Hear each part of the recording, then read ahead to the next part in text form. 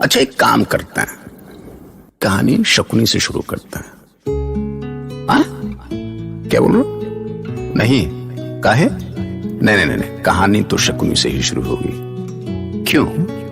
क्या है कि हर महाभारत की नींव में एक शकुनी होता है और वो शकुनी अपने हिसाब से एक दुर्योधन भी चुन लेता है। अब भैया, आग को कोयला भी तो चाहिए ना, जो भड़क सके, उस आग को थाम सके। तो मैं उस आग यानी शकुनी के बचपन का साक्षी रहा हूं, जिसने अपने बाप और भाइयों को दर्द और भूख से मरते देखा। आज मैं उसी विद्रोही शकुनी की कहानी सुनाता हूं आपको, क्योंकि मैं वो आंख हूं जो सब कुछ देखती है। मैं आकाश हूं।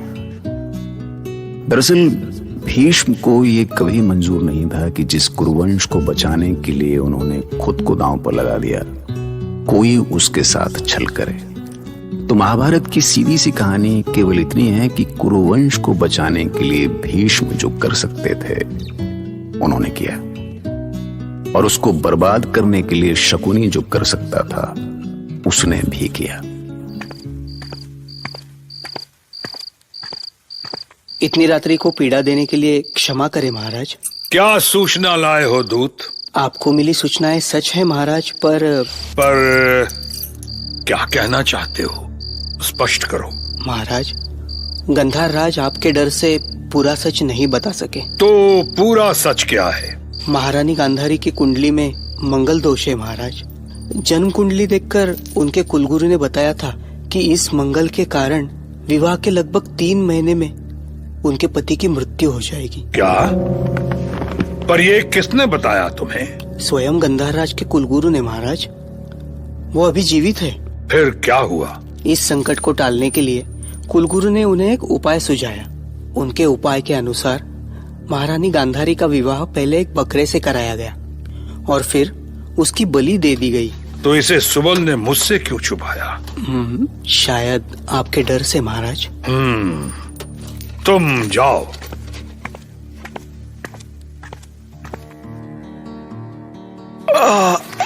ईश्वर, ईश्वर,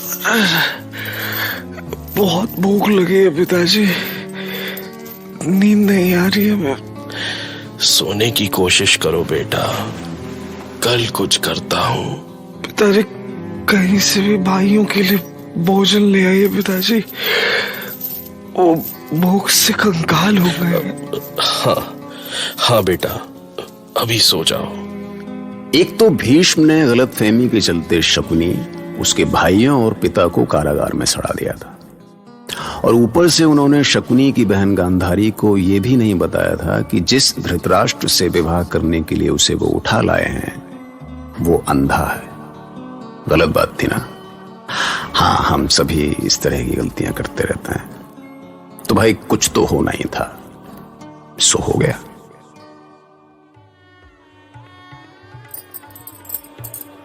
अरे, बहू का श्रृंगार तो हो गया है, अब देर क्यों हो रही है? जल्दी करो, नहीं तो महाराज धृतराष्ट्र भागकर यही पहुंच जाएंगे। दुल्हन को सुहाग कक्ष में हमें ही ले चलना होगा। चलो बहू। अभी मेरा श्रृंगार बाकी है। अरे, अब कौन सा श्रृंगार बाकी है? अंग अंग आभूषणों से तो भरे हैं। मेरे लिए इस श्रृंगार का कोई महत्व नहीं है। मतलब? मेरे पति अंधे हैं, किसके लिए करूं मैं ये श्रृंगार? धात्री, श्वेत वस्त्र की पट्टी ले आओ। पट्टी?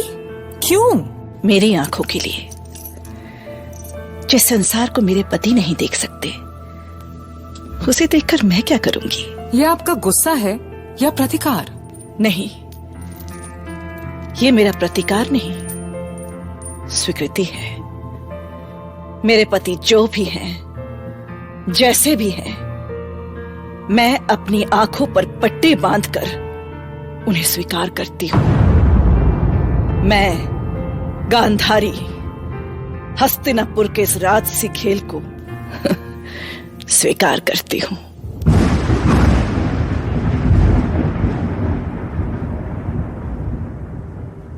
हे ईश्वर, ये मुझे किस जन्म के पाप का दंड दे रहा है तू? गांधार राज के सामने उसके बेटे दाने दाने के लिए तड़प रहे हैं। कितना बेबस और लाचार बना दिया है तूने। शक्ति और सत्ता का ये कौन सा क्रूर चेहरा है जो किसी के जीने का हक छीन कर आनंद मना रहा है? तू ये कैसे दिन दिखा रहा है परमेश्वर? इससे तो अच्छा होता कि महाबली भीष्म हमारी बलि ही ले लेता। एक बाप को अपनी आंखों के सामने अपने बच्चों को मरते हुए तो नहीं देखना पड़ता। पिताजी, देखिए पिताजी। क्या हुआ शकुनी? क्या हुआ पुत्र? चुप क्यों है पिताजी? हमारे भाई एक एक करके यातना और भूख से मर रहे हैं और आप चुप हैं। हमारे भाइयों की सड़ती देह कंकाल देखकर आप चुप हैं पिताजी, जिनके कारण हमारा जीवन नरक बन गया, जिनकी मनमानी, अहंकार, क्रूरता से हमारा सब छिन गया, उनके लिए आपके मुख से एक शब्द नहीं निकलता। धिक्कार है आपको, धिक्कार है आपको पिताजी, धिक्कार है। जीवन पर मेरी पकड़ छूटती जा रही है पुत्र शकुनी। मैं जानता हूं कि मेरे बेटों की आत्मा मुझे कभी क्षमा नहीं करेगी, पर मैं क्या करूं? मैं लाचार हूं। महाबली भीष्म का बंदी होकर मैं क्षण क्षण मर रहा। मेरे एक एक बेटे की मौत मेरी मौत है पुत्र शकुनी। कितने क्रूर है ये भरतवंशी। भोजन के नाम पर पूरे दिन में केवल मुट्ठी भर अनाज देकर भूख को अपमानित किया है। इस निर्दयी भीष्म ने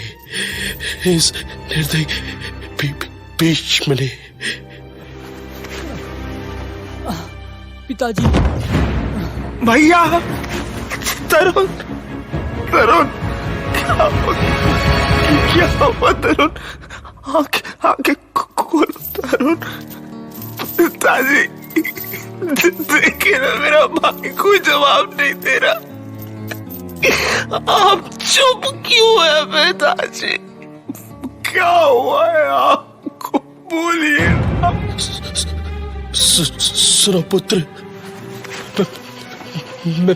मैं आखिरी सांसें गिन रहा हूं। मेरी बात सुन पुत्र।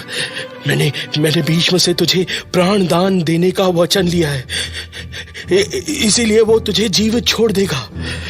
पर तू मेरे मरने के बाद मेरी हड्डियों से पासे बनाना। वो पासे तेरे इशारे पर नाचेंगे। वो पासे हर बार तुझे जिताएंगे। जुए के खेल में तुझे कोई हरा नहीं सकेगा पुत्र। मेरी ये बूढ़ी हड्डियां एक दिन बहुत काम आएंगी तेरे। पिताजी, आपने भी नहीं दिया ना मेरा साथ, अकेला छोड़ दिया मुझे। आप मर नहीं सकते पिताजी, आप मर नहीं सकते कभी। आपको भीष्म ने मारा है, उस अत्याचारी ने मेरे सारे भाइयों को मारा है। पर याद रखना भीष्म, मेरे पिता ने मेरे ये घुटने अपने हाथों से तोड़े हैं, केवल इसलिए कि उनके लंगड़े बेटे को सदा याद रहे कि उसे कुरुओं से प्रतिशोध लेना है।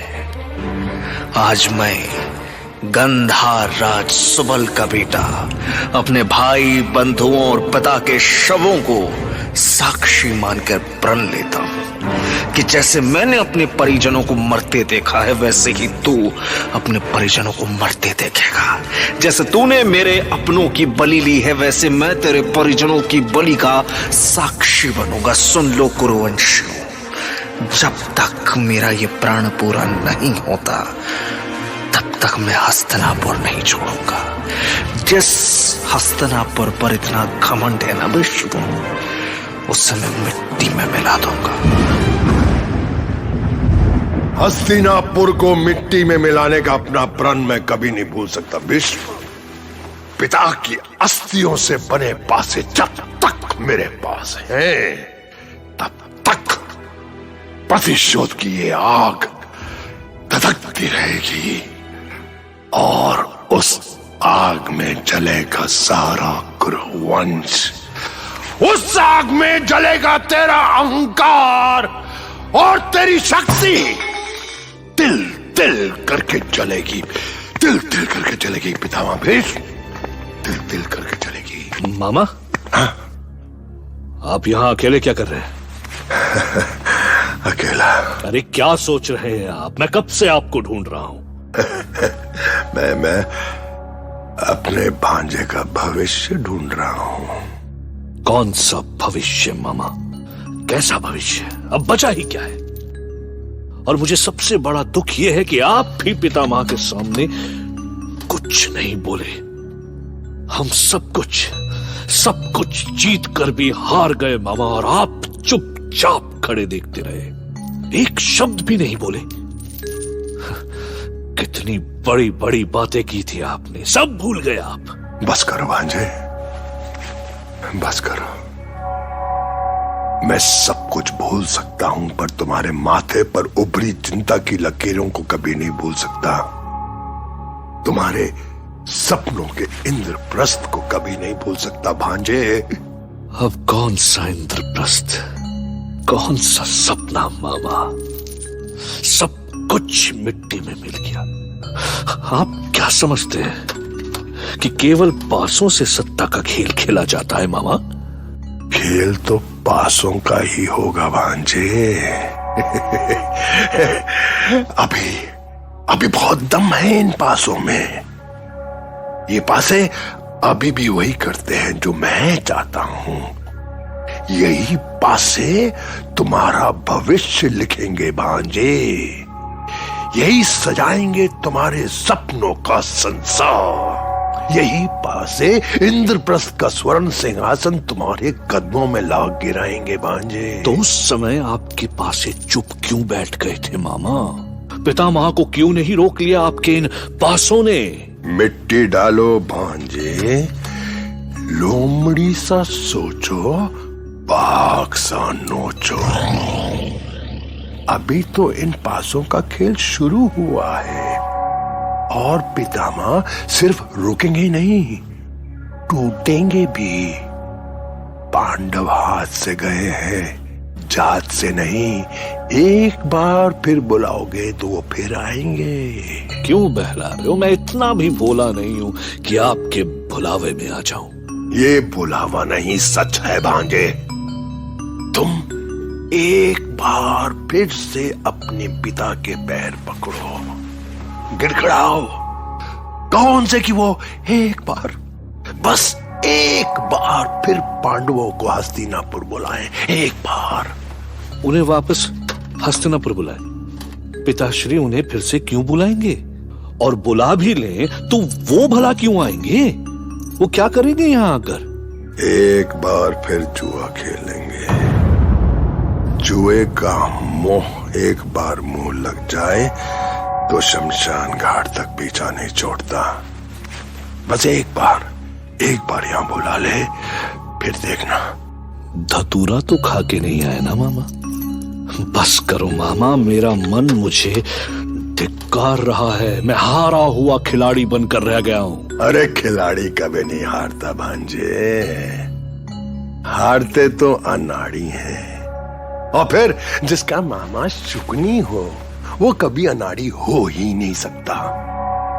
तुम एक बार फिर अपने पिताजी के पास जाओ, उनसे कहो कि तुम बिगड़े खेल को बनाना चाहते हो, भाई भाई के संबंध में मिठास घोलकर भविष्य का युद्ध टालना चाहते हो। संबंधों में मिठास, भाई भाई, ये सब क्या कह रहे हो मामा? आपकी मति तो नहीं मारी गई है? मुझे लगता है आप सचमुच में धतूरा खा के आए।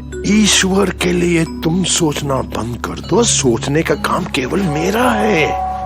तुम अपने पिता के सामने गिड़गिड़ाओ, सर पटको उनके सामने। उनसे कहो कि बस पांडवों को एक बार फिर द्यूत क्रीड़ा के लिए बुला लें। कहो उनसे कि तुम केवल एक दाव का खेल खेलना चाहते हो, बस एक दाव भांजे, एक दाव। बस एक दांव, पर आप उस एक दांव में सोचो मत भांजे, सोचो मत। मेरा एक दाव भाग्य पलट सकता है, तुम्हारा भी और उन पांडवों का भी। मेरा एक दाव राजा से रंक बना सकता है, तुम्हें भी और उन पांडवों को भी। काल बनकर आ सकता है मेरा एक दाव, तुम्हारे लिए भी और उन पांडवों के लिए भी। ये शकुनी का दाव घाव नहीं करता भांजे, सीधे यमलोक पहुंचा देता है।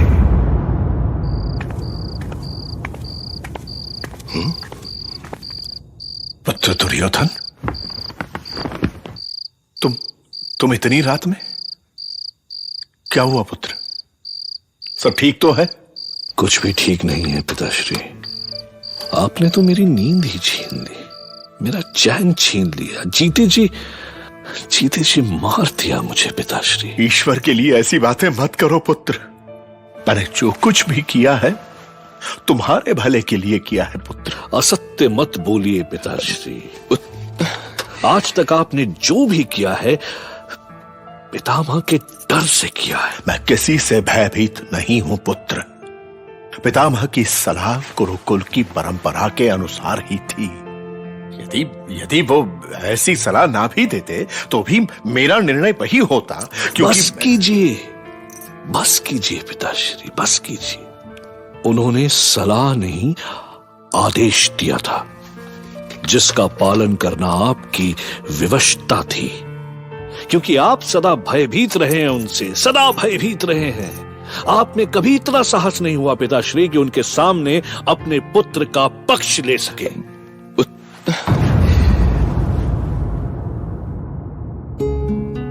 क्या है कि दुर्योधन तो शकुनी का बस एक मोहरा था। जिंदगी में कई दौर आते हैं जब मोहरा बन जाना हमारी मजबूरी हो जाती है और हम सिर्फ किसी और के इशारों पर चलते हैं। पर उससे भी ज्यादा भयानक है धृतराष्ट्र बन के बार बार गलतियों को दोहराते जाना। महाभारत